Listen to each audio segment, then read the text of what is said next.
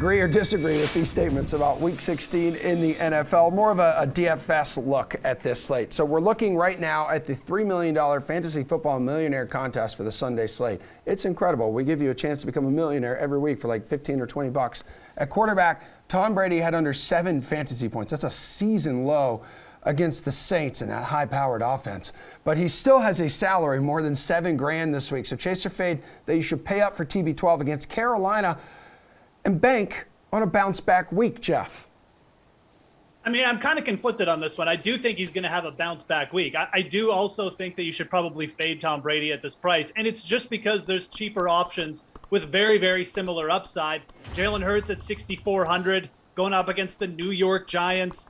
Joe Burrow at 5,900 going up against the Baltimore Ravens team we've rallied on already too much in this show. I think Brady is due for a bounce back, and simply for the fact that Antonio Brown is going to be out there. He's still got decent running backs, and Rob Gronkowski is certainly going to be able to take advantage of a Carolina defense that just doesn't stop anybody these days. So I don't mind the idea of like a contrarian Tampa Bay stack, but I do think there's more cost-effective strategies at quarterback. And like I said, Hurts and Burrow is where I would start looking. Okay, Pearce, where are you going to look? I mean, you're going to pay up for TB12, and if not, you got someone else? Yeah, I'll chase this. I think a lot of people aren't going to want to go there without the weapons and at the high price. But Carolina's defense, I mean, they're okay, but they've been put in poor positions all season. And you've got a really cheap stack here. Yeah, you got to pay up for Brady. You'll get low ownership. And you're going to have to pay up for Gronk. You're going to get low ownership. But then you can pair in a really cheap wide receiver. You can take one of these cheap running backs. Someone is going to run the ball in the goal line if we're predicting that Tampa is going to score points. So I think you get a really low stack that has the upside. Is it risky? Yeah, I mean, Steve made a good point that Tom Brady without weapons didn't play very well with New England, but you're going to get angry Tom Brady narrative. I think he bounces back in this game. Steve, bounce back week here from your ex. I mean, you look at this as a bounce back spot. I mean, I think it's pretty simple to bounce back from a 6 DraftKings fantasy point performance. Is 10 a bounce back? If 12 would be. It would be 12. You have a double. I mean, but to be honest, though, Pearce brought up a good point. Like, when you usually pair somebody with Tom Brady, you're getting somebody who's like 7K as a wide receiver. You pair Brady and Antonio Brown, you're like just under 13K total for these guys. Like, that's a pretty cheap stack. With that being said, I think Brady is like a tournament-only play for me just because of how high the salary is. He's not doesn't have his usual complement of weapons, so I'm not going for him mostly. I think Geoff said it perfectly. A lot of good guys to pay down for this week, so I think Brady's a good tournament play, but I'm not going out of my way to play him. Okay, let's go to America's team. Let's go now free from the clueless and shady Urban Meyer. James Robinson put up nearly 18 fantasy points last week, his best output since week 10. So America's team now visits the Jets. This is the Jaguars. So chase or fade, you should continue to ride the James Robinson redemption train, Pearce. I will chase the James Robinson matchup train. I'm going to fade this redemption train. Urban Meyer wasn't the problem. I'm sorry. Did you watch that game last week? They lost decisively to the Texans. He wasn't the problem. But James Robinson, at this price, in this matchup, he should be fine. 4.7 yards per carry. He's catching the ball out of the backfield. And as we expected, we saw his snap rate go up to 81%. So, yeah, there was a little bit of an Urban Meyer effect there. But what's really driving the choice is the price and the matchup. Okay, so he's $5,900 here, Steve. Jets ranked dead last in fantasy points allowed to running backs.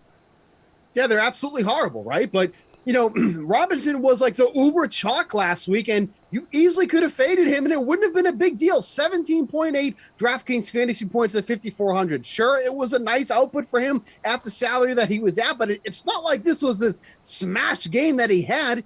And then they're playing from behind against the Texans. He draws 6 targets. Like, who eats the targets on this team? There's nobody to throw to. And Robinson could only manage 6 targets last week, caught 3 of them for a whopping 13 yards. Great, thanks. If he didn't make the end zone, he would have been one of the biggest chalk busts of the season. So if you want to take somebody in this game, go with Laquan Treadwell, who's through 3,500. He's getting nearly double-digit targets in 3 weeks now. Like, that's been the target for Trevor Lawrence as of late. People are going to go back to Robinson. Matchup is great, but let's be honest here. That wasn't a big performance like we all thought he was going to have. So I have no problem fading Robinson in this game.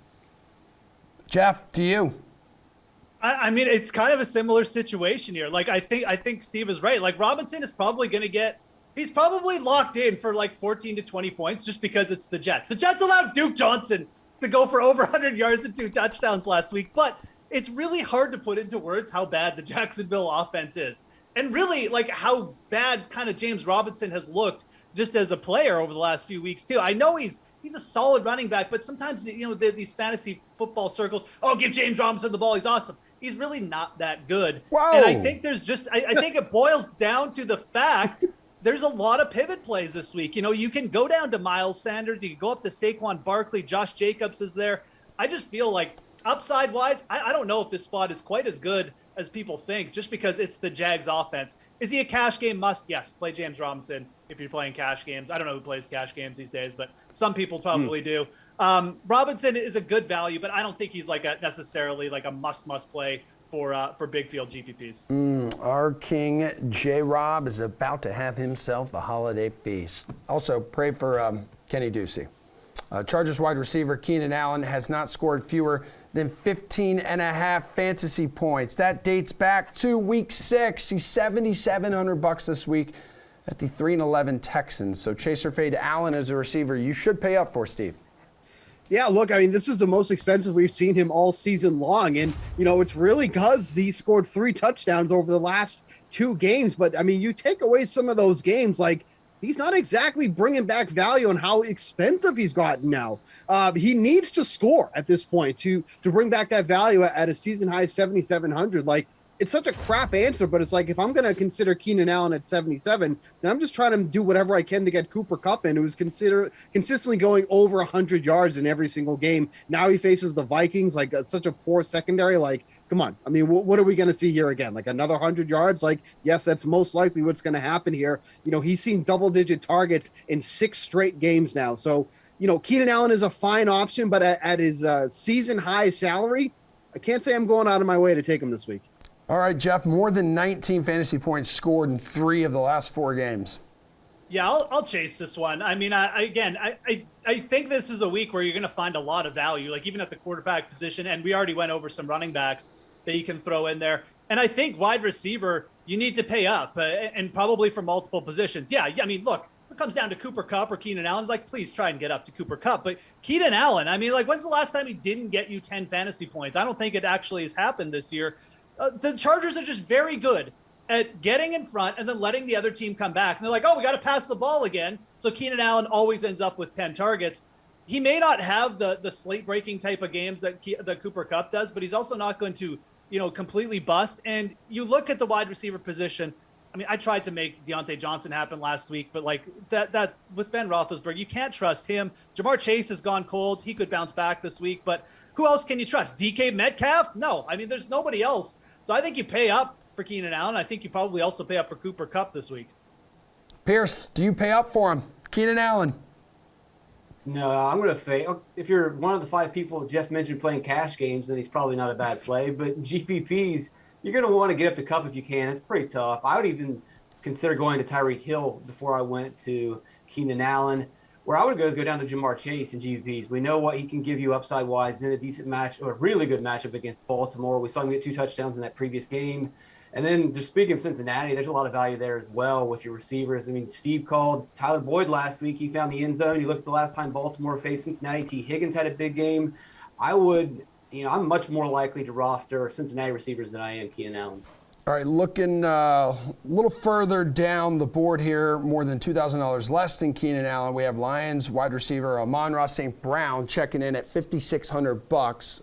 Over the last 3 weeks here, gentlemen, he's averaged more than 21 fantasy points a game. So the Lions are in Atlanta this week, but Jared Goff and COVID protocols. Chase or fade that even with the Lions' uncertain quarterback situation, St. Brown's hot streak is worth riding into week 16, Jeff. This really comes down to the quarterback play for me. Okay. If Tim Boyle is going to be starting, and I can't remember if it was Pearce or Steve, but we're definitely in agreement on this show that Tim Boyle is someone you need to just fade 100% completely across the board.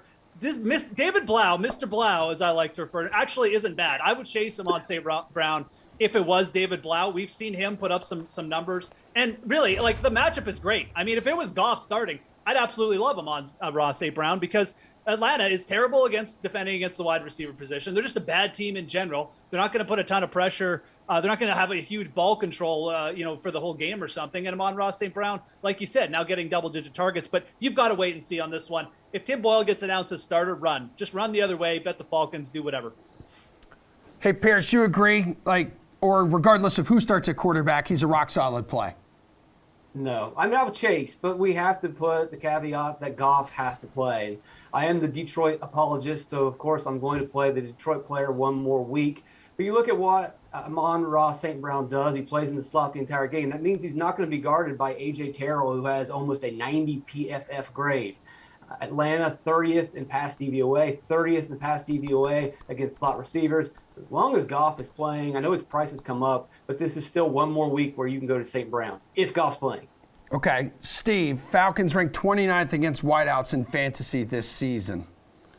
Yeah, look, I mean, these guys have nailed it. I really don't have much to add other than, I ran to the board when I saw Detroit was plus 4.5 underdogs, and then Jared Goff got COVID, and now I'm probably going to be the idiot holding the bag with Detroit plus 4.5 with Tim Boyle under center. But yeah, if Goff is playing, then St. Brown is going to be one of the first guys I lock into my lineup. If it's anybody else, you'll just be seeing me crying on Twitter that I have Detroit plus 4.5.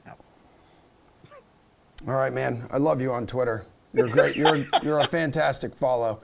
Let's go to tight end. This is the department that Geoff and Pearce obviously shine in. Despite failing to catch a potential game-winning 2-point conversion in, well, let's see, last couple weeks, right? 2 out of the last 3 weeks. Mark Andrews has 24 targets, has a total of 70 fantasy points in the past 2 weeks. So this week, he's $7,000 against Cincinnati. We know what a big divisional battle this is. If you look back, though, at their first matchup in Week 7, Andrews with just 3 grabs for 48 yards. That's under 8 fantasy points. So chase or fade that. Despite a great last couple of weeks, you should fade Andrews against the Bengals, Pearce.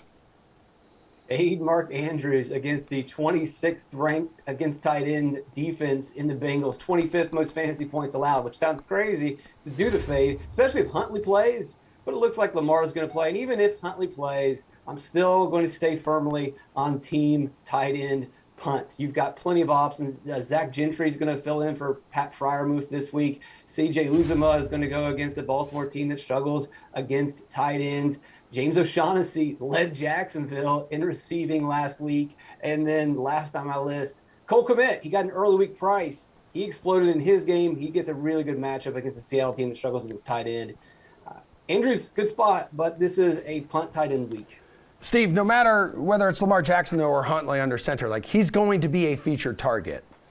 Yeah, no doubt. But the only thing is, I just can't get over the fact of, paying over 7K or at 7K for a tight end. You have Rob Gronkowski, who's probably going to be a target monster this week. He's $800 cheaper going up against the Carolina Panthers, who are another team that struggles against that position. But then you have someone like, Dallas Goedert, who just went crazy last night, 5,100 against the Giants. That wasn't adjusted because they hadn't played.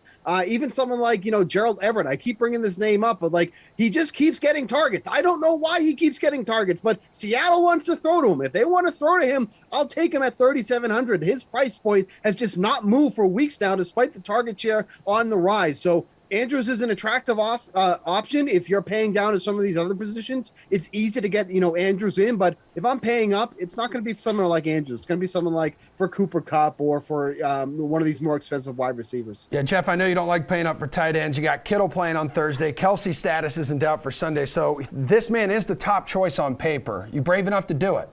I mean, look, Pearce said this is a punt. Every week is a punt week when we're talking tight end for me. But look, you're basically asking for the game to work out exactly how it did last week for Baltimore. I think there is a good chance that since he gets a lead and then you see Mark Andrews get 12 targets again, but the price is up now. And realistically, I mean, how many times can that game fly? There's also a lot of different scenarios where Tyler Huntley regresses, Lamar Jackson plays, and he's so bad that he can't even get Mark Andrews the ball. I think there's a couple players I like better than Mark Andrews. Dallas Goedert, we've already mentioned.